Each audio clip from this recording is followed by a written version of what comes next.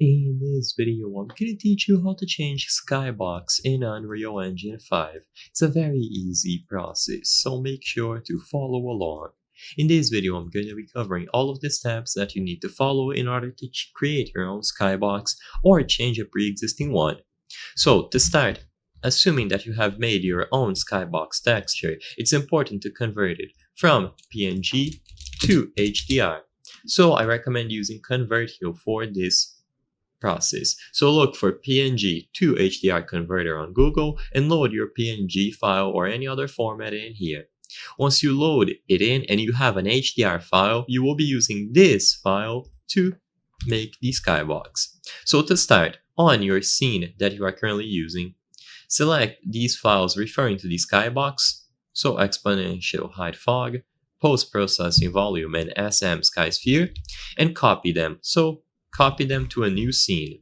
Once you paste them in a new scene, like this, you will be able to load in the HDR texture that you've made. So load in the HDR file that you created containing your Skybox, and once it is loaded in, select it, change MIP gen settings to no MIP maps, texture group to Skybox, and finally compression settings to user interface 2D.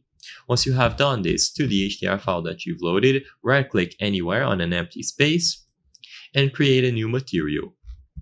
This new material needs to follow these parameters here, so make sure that the shading model is unlit and enable two-sided here.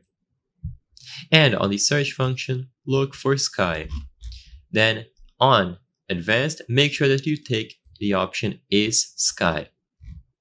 Now, you will have to set up all of these nodes under the material graph. As you can see, it is a lot of stuff, but you will create one multiply node, texture sample and exposure nodes, add node, rotate about axis, absolute word position, 0, divide, this one set to 100, rotation, and finally a constant here with a color.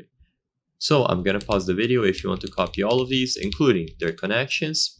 And once everything is set up, create a new material interface under the material actions and load in your Skybox material into this new one that you've created. And finally, your new Skybox will be used. I hope I was able to help you on how to change Skybox in Unreal Engine 5. If this video helped you, please be sure to leave a like and subscribe for more very easy tips.